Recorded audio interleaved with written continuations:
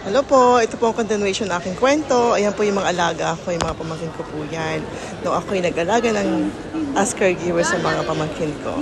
Tapos during my time as a caregiver, marami po nakilala mga kaibigan. Mga caregiver din po kami, ayan sila, ang dami, mga kaibigan ko po sila. Lahat po sila is dumating as stepping stone sa caregiver po talaga.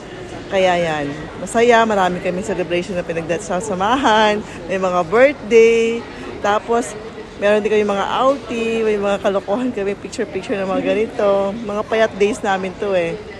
Tapos, meron din kami pupunta kami nagka-camping kami, yan. Marami nadagdagan ng aming mga friendship. Una, konti lang, tapos yun, padami ng padami. Tapos, nung nagkaroon na ng mga boyfriend yung mga kaibigan ko, kasi lumalabas kami, nagpa-party-party din naman. Kasi hindi naman kailangan laging trabaho lang, kailangan mo pa rin mag-unwind para magsaya. Tapos, ayan, kinasal yung aming isang kaibigan namin dito sa Canada.